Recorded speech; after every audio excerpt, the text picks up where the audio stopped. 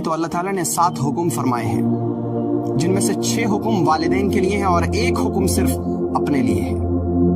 اس میں سب سے پہلا حکم یہ ہے کہ تم صرف اللہ کی پوجا کرو، اسی کی عبادت کرو، اسی کی پرستش کرو۔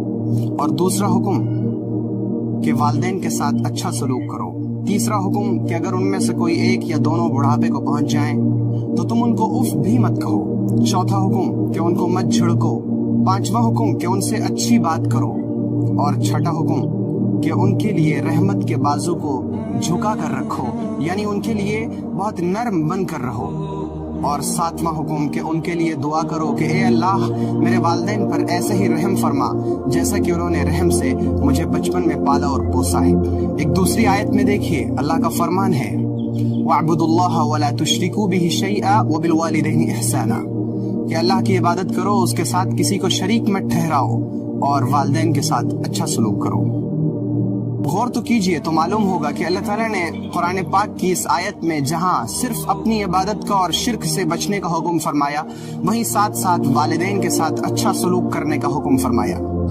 اور والدین کی عزت کے لیے اس سے بڑھ کر اور کیا بات ہوگی کہ اللہ کے رسول صلی اللہ علیہ وآلہ وسلم نے فرمایا کہ والد کی رضامندی میں اللہ کی رضامندی ہے، یعنی والد خوش تو اللہ خوش، والد ناراض تو اللہ بھی ناراض۔ کیا اسلام کے علاوہ دنیا میں کوئی ایسا مذہب ہے جو والدین کو اتنی فوقیت، اتنا درجہ اور اتنا بڑا مرتبہ دیتا ہے؟ دیکھیے ذرا حضرت عبداللہ ابن مسعود رضی اللہ تعالی عنہ نبی پاک صلی اللہ علیہ وآلہ وسلم سے دریافت کرتے ہیں، یا رسول اللہ سب سے بہترین، سب سے افضل عمل کون سا ہے؟ حضور نے فرمایا نماز کو اس کے وقت پر پڑھنا، اور اس کے بعد والدین کی فرما برداری، اور پھر اللہ کے راستے میں جہاد کرنا۔ یعنی نماز کے بعد، اللہ کے حق کے بعد سب سے زیادہ حق انسان پر اس کے والدین کا ہے۔ اور آپ کو تو معلوم ہوگا کہ حضرت اویس قرن جو صحابی نہ ہو سکے صرف اس وجہ سے کہ ان کی ماں زندہ تھی اور انہوں نے ماں کی خدمت کو صحابی بننے پر ترجیح دی۔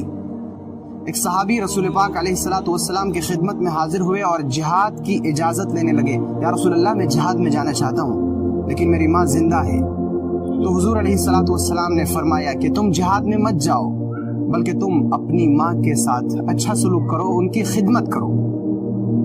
یعنی ماں کی خدمت کو رسول پاک علیہ الصلوۃ والسلام نے جہاد پر بھی ترجیح دی اور فوقیت دی کہ جہاد سے بھی بڑھ کر ماں کی خدمت کرنا ہے۔ والدین کے ساتھ اچھے سلوک کا مطلب یہ ہے کہ ان کے ساتھ اچھی طرح بات کی جائے، ان کے حکموں کی فرما برداری کی جائے، ان کے ساتھ بدتمیزی نہ کی جائے۔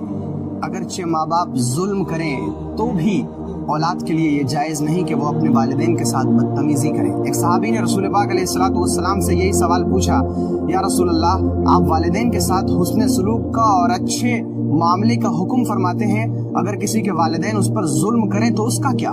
تو حضور علیہ السلام نے فرمایا وَإِن ظَلَمَاهُ، اگرچہ والدین اولاد پر ظلم کریں تو بھی اولاد کو بدتمیزی کی اجازت نہیں ہے۔ اور اس کی وجہ یہ ہے کہ جب والدین بوڑھے ہو جاتے ہیں تو ان سے صبر اور تحمل اور برداشت آہستہ آہستہ رخصت ہونے لگتا ہے، اور وہ چڑچڑے پن کا شکار ہو جاتے ہیں اور ان کو چھوٹی چھوٹی بات پر غصہ آنے لگتا ہے۔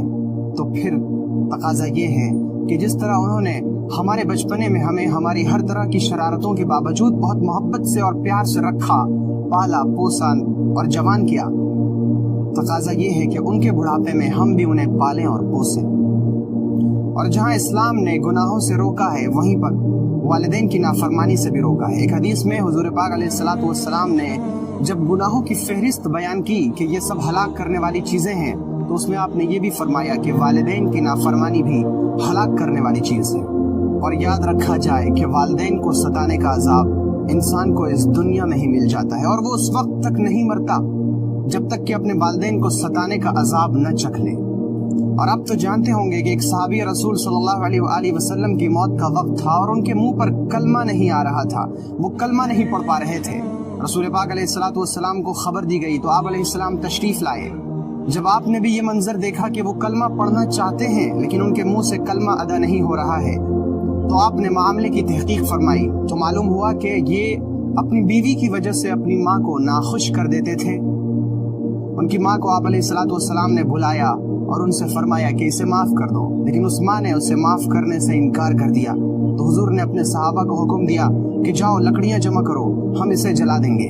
جب ماں نے یہ سنا तो वो कांप गई। या रसूल अल्लाह, आप हमारे बेटे को न जलाएं। तो हुजूर ने फरमाया कि अगर तुम इसे माफ नहीं करोगी तो इसे जहन्नम की आग में जलाया जाएगा, तो फिर बेहतर है कि मैं ही इसे जला दूं।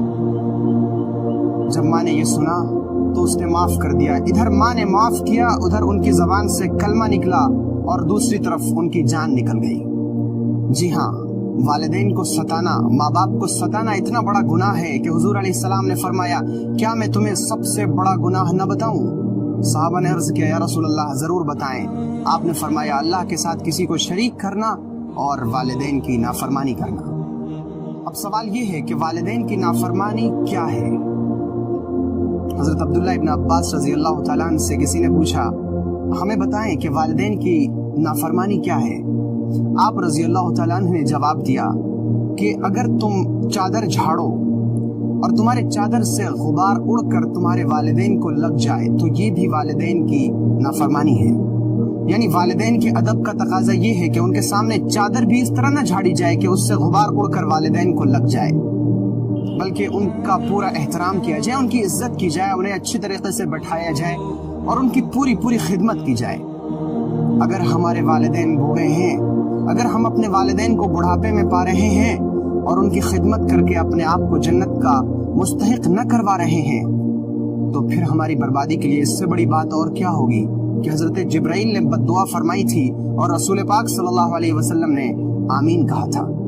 और अगर उनकी दुआ कबूल न हुई तो फिर और किन की दुआ कबूल होगी? और उसके अलावा ये भी याद रखा जाए कि माँ बाप से ज्यादा रहमत की और शफकत की और हुस्न सलूक की मुस्तहिक है। रसूल पाक सल्लल्लाहु अलैहि वसल्लम से किसी ने पूछा, या रसूल अल्लाह, मेरे हुस्न सलूक का सबसे ज्यादा हकदार कौन है?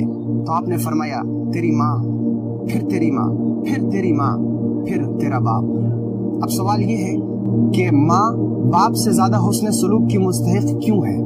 तो उसकी एक वजह तो ये है कि माँ औरत है और औरत के अंदर ममता, शफकत, रहमत ज्यादा होती है और वो भी ममता की, शफकत की, रहमत की ज्यादा मुस्तहिक है। उसका दिल बहुत नाजुक होता है, वो बहुत छोटी सी बात से टूट जाता है। इसलिए जरूरत है कि माँ का दिल न दुखाया जाए, माँ के साथ अच्छा सलूक किया जाए, उनके साथ अच्छा बर्ताव किया जाए, उनसे बहुत प्यार से और मोहब्बत से पेश आया जाए। अगर आपको ये वीडियो पसंद आई तो वीडियो को लाइक करें और इसे अपने दोस्तों अहबाब में शेयर करें और ताज़ा फिक्र से जुड़े रहने के लिए चैनल को जरूर सब्सक्राइब करें और नई वीडियो सबसे पहले पाने के लिए घंटी का बटन दबाएं।